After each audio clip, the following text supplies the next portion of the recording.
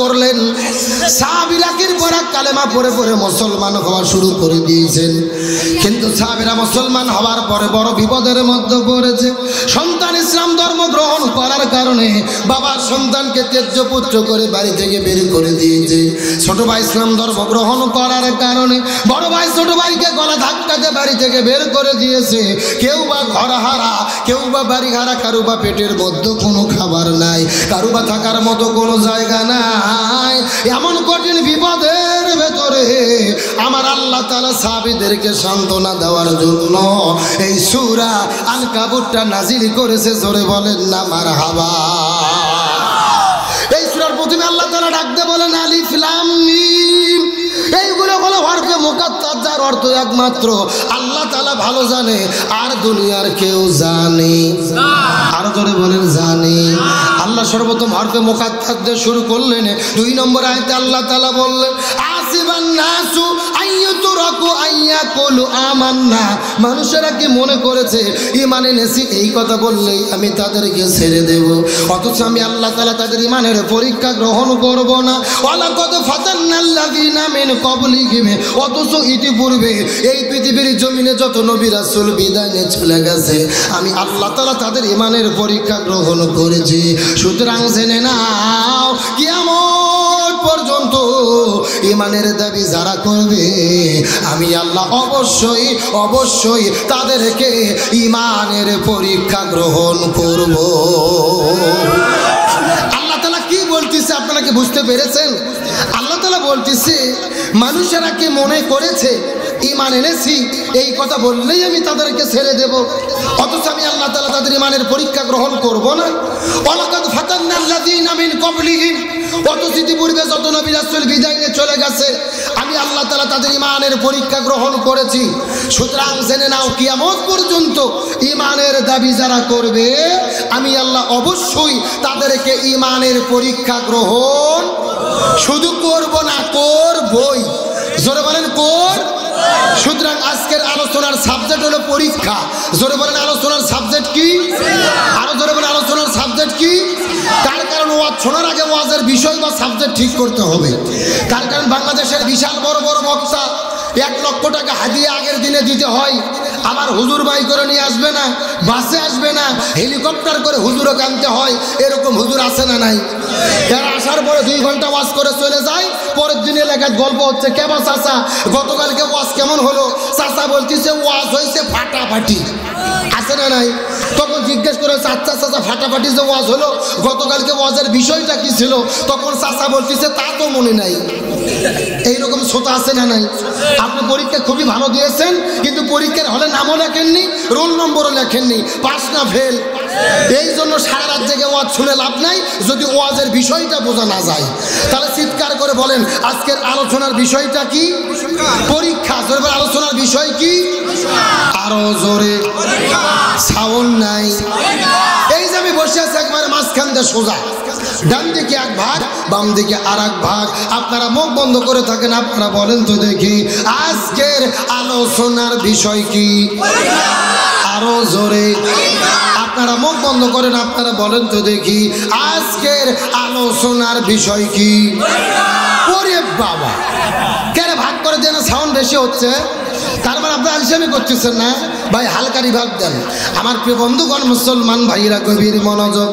ডানে যারা আছেন কথা বলবেন, বামে যারা আছেন কথা বলবেন, মঞ্চে যারা বসে আছেন তারাও কথা বলবেন। সবাই মিলে চিৎকার করে একসঙ্গে বলেন তো দেখি আজকের আলোচনার বিষয় কি? আরো জোরে। জোর হলো না। এই সাতক্ষীরা তালার মুসলমান গভীর মনোযোগ। ঈমানের পরীক্ষা কাকে বলে এই সম্পর্কে আমি আপনাদের মধ্যে সামান্য মেসেজ দেওয়ার পরে বিদায় নিয়ে চলে যাব। আল্লাহ তাআলা ডাকতে বললেন ঈমান এনেছি এই কথা বললে আমি তোমাদের ছেড়ে দেব না, আমি আল্লাহ অবশ্যই তোমাদের ঈমানের পরীক্ষা গ্রহণ করব। একই কথা আল্লাহ তাআলা সূরা বাকারার 214 নম্বর আয়াতের ভেতরে স্পষ্ট করে বলেন আম হাসিবিতুম আন তাদখুলুল জান্নাহ, মানুষেরা কি মনে করেছে ঈমান এনেছি এই কথা বললেই তাদেরকে ছেড়ে দেব, আর ঈমান এনেছি এই কথা বললেই তারা জান্নাতে চলে যাবে? অত সোজা নয়। এই পৃথিবীর জমিনে কত নবী রাসূল বিদায় নিয়ে চলে গেছে, আমি আল্লাহ তাআলা তাদের ঈমানের পরীক্ষা গ্রহণ করেছি। কত মানুষ ঈমানের পরীক্ষা দিতে গিয়ে ঘর বাড়ি ছেড়েছে, কত মানুষ জেলের মধ্যে বন্দী হয়েছে, কেউ বা হাত হারাইছে, আবার কেউ বা পা হারাইছে। ঈমানের পরীক্ষা দিতে দিতে অনেকে সহ্য করতে পারে না, আকাশের দিকে তাকায়া চিৎকার করে বলেছেন মাতা নাসরুল্লাহ, কখন আল্লাহর পক্ষ থেকে সাহায্য আসবে? সঙ্গে সঙ্গে আল্লাহ তাআলা জানাইয়া দিয়েছে আলা ইন্না নাসরুল্লাহি করিব।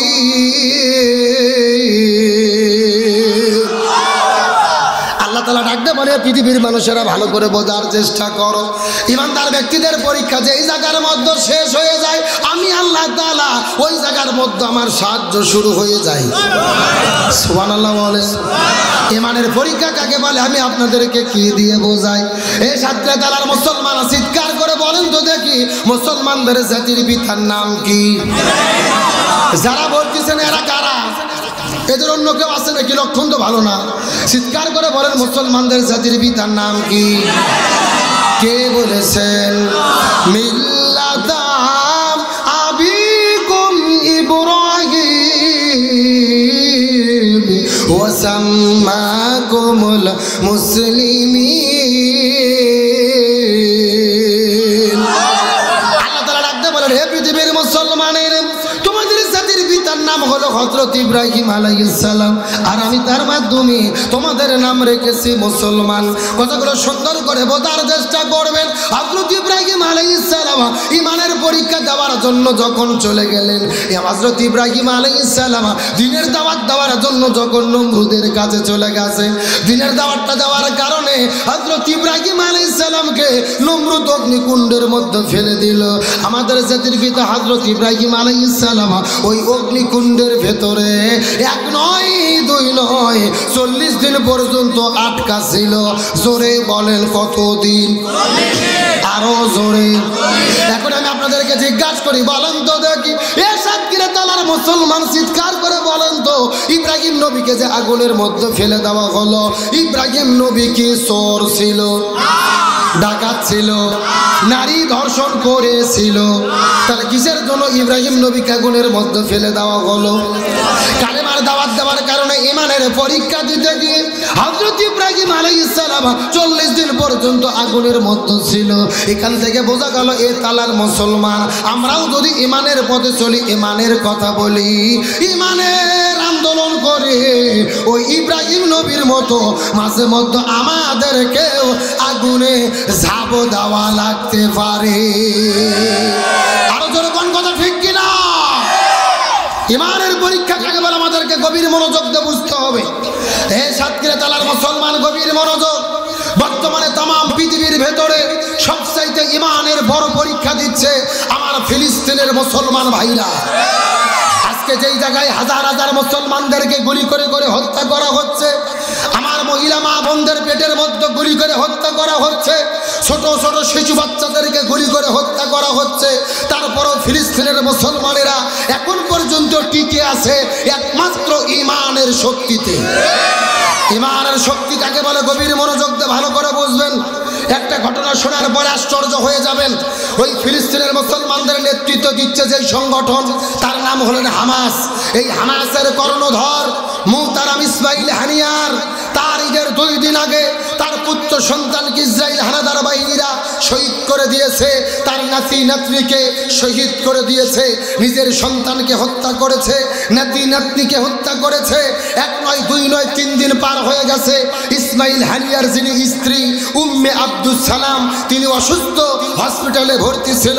3 দিন পরে যখন ইসমাইল হানিয়া তার স্ত্রীর সঙ্গে হসপিটালে দেখা করতে গেছে, যাওয়ার পর স্ত্রীকে সম্মান দিলেন। স্ত্রীকে সংবাদ দিয়ে বলে, ওগো বিবি, আমাদের সন্তান এবং নাতি নাতনি হানাদার বাহিনীর হাতে শহীদ হয়ে গেছে।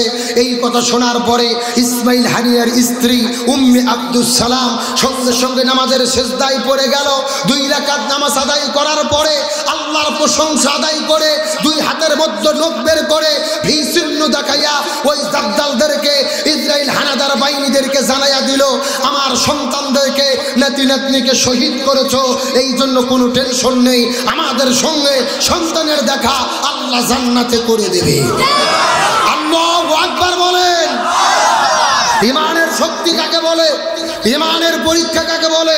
এই বাংলাদেশের যদি কোনো মহিলা হতো নিজের সন্তান হত্যা হয়েছে শোনার পরে সঙ্গে সঙ্গে ফিট হয়ে পড়ে যেত, নাতি নাতনিকে হত্যা করেছে শোনার পরে অজ্ঞান হয়ে যেত, অথচ ইসমাইল হানিয়ার স্ত্রী উম্মে আব্দুস সালামের ইমানের শক্তি কত বেশি।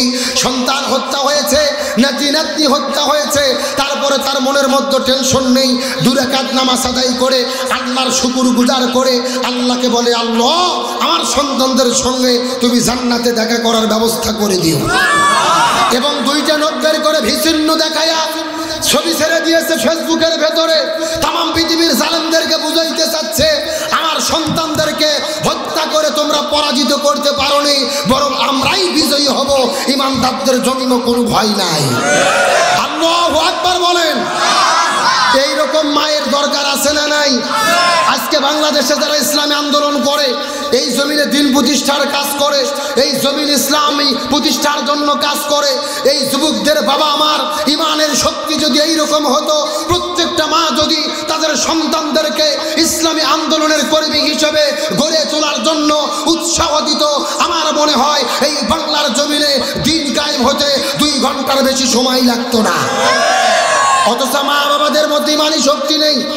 নবীর বিরুদ্ধে কথা হয়, রসুলের বিরুদ্ধে কটূক্তি হয়। সন্তান যদি মিছিল করতে যায় নবীর ভালোবাসায় মা ডাকতে বলে, তোমার মিছিল করার দরকার নাই, দেশে যা হচ্ছে হোক। কথা কর না কে? এই জন্য বলি দিন কায়েম অত সোজা নয়। আপনি আমি চাইলেই দিন কায়েম হবে না, যতক্ষণ না